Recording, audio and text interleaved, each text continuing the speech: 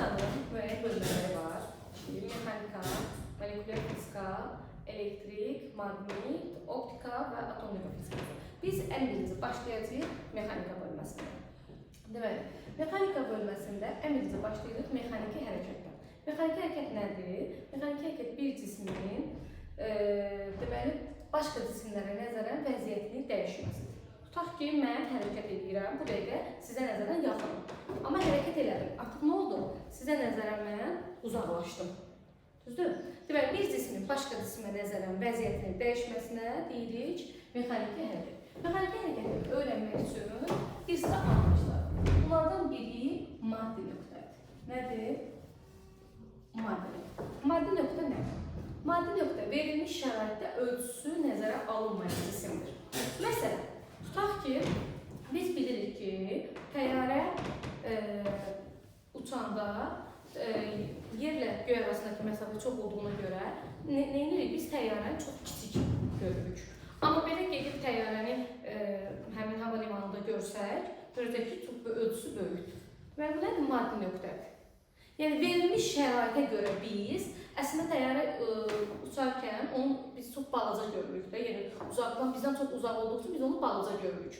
Biz onda həmin anda təyyarəyə maddi nöqtə kimi baxa bilərik. Amma gedib hava limanında təyyarəni belə görəndə görürük ki, yox, ölçüləri çox böyükdür. Deməli, verilmiş şəraitə görə ölçüsünü nəzərə ala bilərik, ölçüsünü nəzərə almaya da bilərik. Verilmiş şəraitə görə ölçüsünü nəzərə alınmayan cisim nə olur? Maddi nöqtə. Məsələn, təyyarə yüksəklikdə uçur, biz onu nöqtə kimi görürük. Bu zaman olur nə? Maddi nöqtə. Maddi nöqtə. İkinci, trayektoriya. Trayektoriya nə? Trayektoriya cismin hərəkəti zamanı cızdığı xəttir. Məsələn, tutaq ki, bu bir cisimdir. Bax, bu gəlir belə. Düzdürmü? Elə bil mən buradan məktəbə gedirəm. Arxamda düşünürsən bir markerlə bütün getdiyim nöqtələri neyirsən? Cızırsan. Bu mənim oldu nə? Trayektoriya. Trayektoriyanın uzunluğuna biz deyirik, yox. Məsələn, buradan məktəbə getmişsən, bütün addımlarımı belə cızmışam xətlə. Oldu trayektoriya. Trayektoriyanın əlimə bir xətkeş alsam, ölçsəm, məsələn, metrə ilə ölçsəm, mən sənin nəyə tapacam? Getdiyin yol tapacam. Trayektoriyaya görə hərəkətin iki növ var. Əyri xətli hərəkət var, bir də düz xətli hərəkət var. Məsələn, tutaq ki, mən buradan məktəbə gedirəm. Mən buradan məktəbə gedirəmsə, təbii ki, müəyyən qədər, tutaq ki, bura kursdur, buradan gəlirəm, müəyyən qədər, məsələn, bura çatdım, sonra neylədim? Aşağı düşdüm. Bu artıq görürsünüz də əyri xətli hərəkətdir. Yox, əgər A nöqtəsindən B nöqtəsinə düz xət boyunca gedirəmsə, bu nə olur? Düz xətli trayektoriya. Deməli, düz xətli trayektoriya var, bir də əyri xətli trayektoriya var. Yəni, trayektoriya görə hərəkətin biz iki növünə ayırıq. Düz xətli hərəkət və əyri xətli hərəkət. Trayektoriya özü nə oldu? Cismin hərəkəti zamanı cızdığı xətt oldu. Aha. Trayektoriyanın uzunluğu da oldu? Yox. Yox, uşaqlar, el hərfi ilə də işarə olunur, S hərfi ilə də işarə olunur. Vahidi metrdir. Nədir? Metr. Yol özü skalyar kəmiyyətdir. Skalyar kəmiyyət nədir? Yalnız ədədi qiyməti olan kəmiyyətlərdir. Məsələn, indi skalyar kəmiyyət və karyar kəmiyyət haqqında məlumat verim ki, tutaq ki, uşaqlar, bu marker, bunun kütləsi var da, düzdür? Bax, kütlə özü skalyar kəmiyyətdir. Yalnız nəyi var? Ədədi qiyməti var. Yəni, mən bu markeri belə də qoysam, belə də qoysam, belə də qoysam tərəziyə, istənilən formada istiqamətdə qoysam, məsələn, bu 5 qramdırsa, elə 5 qram olacaq. Düzdür? Amma bəzi kəmiyyətlər var ki, onların həm ədədi qiyməti var, həm istiqaməti var. Məsələn, vektorial kəmiyyətlərdən biri yer dəyişmədir. Tutaq ki, Bakıdan Qubaya gedirsiniz. Yolda görərsiniz də, yəqin belə yolda tabelalar var, yazılır ki, Bakı, Quba. Belə ox qoyulur. Məsələn, yazılır Bakı, məsələn, ox, Quba. Düzdür? Yəni, bu istiqamətdə getsən, Qubaya gedəcəksən. Bu nə oldu artıq? Vektorial kəmiyyət. Yəni, istiqaməti də var. Deməli, yol oldu skalyar kəmiyyət, yalnız ədədi qiyməti var və vahidi nədir? Metr. İndi ikinci yer dəyişmə.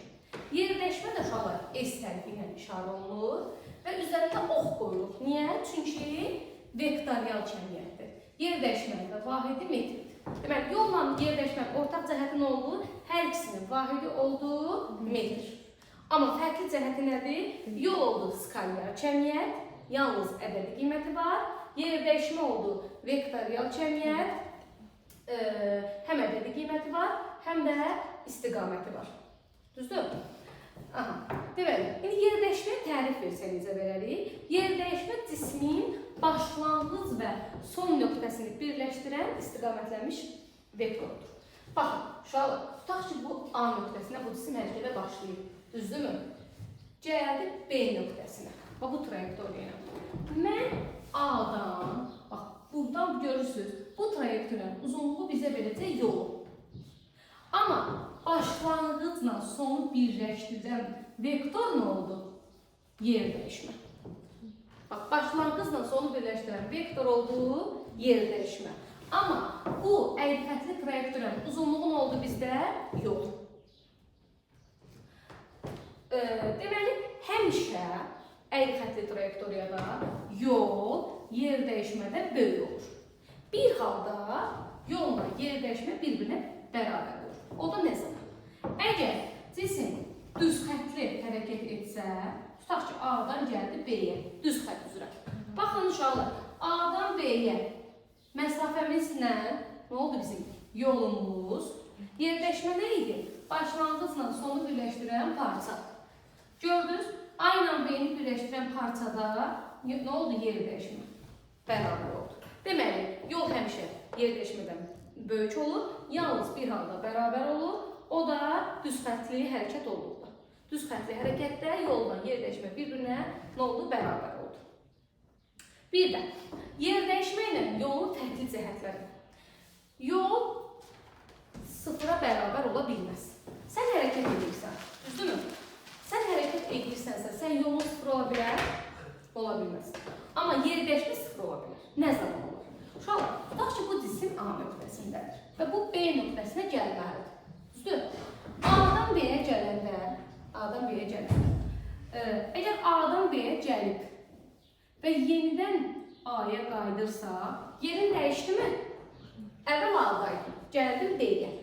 Yenidən A-ya qayıtdım, yerimi dəyişdim. Xeyr. Yer dəyişməm oldu nə? Sıfır. Bəs nə zaman sıfır olar? Buna tərif kimi necə verərik? Biz tərifləri əzbər eləməliyik. Çox vaxt uşaqlar ilə başa düşür ki, fizikəli əzbərçilik də tərifi əzbər eləməliyik. Yox. Baxın, nə zaman sıfır oldu yer dəyişməm? A-dan getdim B-yə, təzədən qayıtdım A-ya. Yəni, başlanğıcımla sonum üst-üstə düşəndə yer dəyişmə oldu nə? Sıfır. Deməli, indi baxın, yolla yer dəyişmənin ortaq cəhətləri. Hər ikisinin vahidi metr. Düzdür? Fərqli cəhətlərinə baxaq. Biri skalyar cəmiyyətdir, biri vektorial cəmiyyətdir. Yer dəyişmə sıfır ola bilər, yol sıfır ola bilməz. Bax, toplu suallarından da ən çox düşən suallar yolla yer dəyişmə fərqli. Nə suallar, belə suallar olur. Sonra, indi keçək surət anlayışına. Məsələn, tutaq ki, Emir, deyirsən ki, tutaq ki, avtomobili neçənə idarə edirlər? Məsələn, normal. Normal 30-dan 40-dan. Yaxşı. Tutaq deyirəm ki, Emir avtomobili 40 metr/saniyə sürətlə hərəkət edir. Fiziki mənası nə deməkdir? Nə başa düşürük? 40 metr/saniyə sürətlə hərəkət edir. 1 saniyədə 40 metr. Sol. Deməli, sürətin, məsələn 40 metr/saniyə sürətlə hərəkət edirsə, yəni 1 saniyədə avtomobil təbii ki 40 metr yol gedir. İndi o zaman sürət anlayışını gətirək. Sürət nədir? Sürət V hərfi ilə işarə olunur. Vektorial cəmiyyətdir. Oxun qoyuruq. Sürət vahid zamanda yer dəyişməyə bərabər olan vektorial fiziki cəmiyyətdir. Vahid zamandakı yer dəyişməyə bərabər olan. Məsələn, tutaq ki, mən deyirəm ki, cisim 100 metr yolu 5 saniyə getmişdir. 20. Bəli. Yer dəyişməm nə qədərdir? 100. Zamanı nə qədərdir? 5. Oldu nə? 20 metr/saniyə. Deməli, bizim cismimizin sürəti nə qədər oldu? 20 metr/saniyə. Yəni, cisim 1 saniyədə 20 metr yol getmişdir. Sürət hansı cihazla ölçülür? Spidometrlə. Spidometrlə ölçülür. Deməli, uşaqlar, sürətə görə hərəkətin 2 növü var. Deməli, trayektoriya görə hərəkətin neçə növü oldu? Bayaq demişdim. 2 növü. Hansılar idi? Bəli, əyri xəttli və düz xəttli. İndi surətə görə də hərəkətin iki növü var. Bax, surətə görə hərəkətin iki növü var. Bərabər surətli. Bir də dəyişən surətli. Dəyişən surətli. Uşaqlar, bərabər surətli hərəkətdə surət nə olacaq? Sabit. Konstant. Yəni, tutaq ki, mən buradan Qubaya gedirəm. Neçə ilə gedirəm? Məsələn, 70 ilə. 70 metr bölü saniyə sürətlə hərəkət edirəmsə avtomobillə, mən çıxdığım andan çatdığım nöqtəyə qədər sürətim 70 olacaq. Sürəti dəyişməyəcək. Bu artıq nə oldu? Sürətim oldu sabit. Bu oldu nə? Bərabər sürətli hərəkət. Bərabər sürətli hərəkətdə cisim bərabər zaman fasilələrində bərabər yollar qət edir. Neyir? Bərabər zaman fasiləsində bərabər yollar qət edir. Dəyişən sürətli hərəkətdə isə adından da görsəndiyi kimi sürət neyəcək? Dəyişəcək. Məsələn, tutaq ki, avtomobili idarə edirəm, qarşıda svetofor var, qırmızı işıq yanır. Neyləməliyəm? Dayandırmalıyam. Sürətimi get-gedə neylədim? Azaltdım. Sonra artıq yoluma davam elədim. Məsələn, insanda da bir də görürsən, tələsik bir işin olur, biraz daha sürətli edirsən. Sürətimi neyirsən? Artırırsan. Yəni, sürətimi artıra da bilərəm, azalda da bilərəm. Ona görə də sürəti ikiyə ayırırıq. Burada dəyişən sürətli hərəkətin olur. Bərabər yeyinləşən, bir də bərabər yanaşan. Yeyinləşən hərəkətdə sürət nə olacaq? Artır. Bərabər yanaşan hərəkətdə amma sürət azalır. Sürətimiz neyir? Azalır. İndi uşaqlar, birinci baxaq bərabər sürətli hərəkətə. Bərabər sürətli hərəkətdə dedik, sürət neyəcək? Sabit qalacaq. Yəni, dəyişməyəcək. Sürət dəyişməyəcək. Bizdə burada indi əsas qrafiklərimizdir. Bax, bərabər sürətli hərəkətdə sürətin zamandan asılı qrafiki necə olacaq? Zaman keçir. Sürətin nə olur? Dəyişmir. Məsələn, 1 saniyə, tutaq ki, mən 70-dən avtomobili idarə edirəm. Sürətim tutaq ki, 70-dir. 1 saniyə sonra necə olacaq sürəti? 70. 2 saniyə sonra 70. 3 saniyə sonra yenə 70. Məsələn, 4 saniyə sonra bütün yol boyu nə oldu? 70. Bax, bunları birləşdirdim. Gördünüz? Sürət dəyişmədir. Sabitdir. Zaman oxuma paralel oldu. Deməli, bərabər sürətli hərəkətdə sürətin zamanla asılı qrafiki necə olacaq? Zaman oxuna paralel düz xətt. Bəs, yer dəyişmə. Deməli, bayaq V bərabər yazdıq. S bölünsün T. Düzdürmü? Onda buradan S nəyə bərabər olacaq? V T-yə. İndi, gəlin qrafik qurmalı. Qrafiki əzbərləməyək. Öz yolu ilə quraq. Uşaqlar, baxın, burada S T ilə necə asılıdır? Düz asılıdır. Məsələn, mənim artıq zamanım artdıqca, tutaq 1 saniyəyə, məsələn, sürətim olsun 50 metr saniyə. 1 saniyə nə qədər yol gedəcəm? 50 vurulsun 1, oldu 50 metr. 2 saniyə 100. 3 saniyə 150. Bu şəkildə davam edəcək. İndi gəlin, qrafiki quraq. S-in T-dən asılıdır. Düzdürmü? Birinci, 1 saniyə nə qədər yol getdim uşaqlar? 50. Bura olsun 50. Baxın. 2 saniyə nə qədər yol getdim? 100. Taş ki, bura olsun 100. 3 saniyə nə qədər getmişdim? 150. 4 saniyə nə qədər getmişdim? 200. Baxın. İndi bunları birləşdirəndə gördünüz?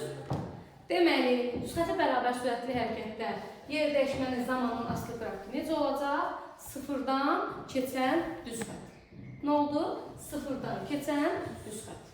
Deməli, sürətin zamanın asılı qrafiki necə oldu? Zaman oxuna paralel. Amma yer dəyişmənin zamanın asılı qrafiki necə oldu? Sıfırdan keçən düz xətt.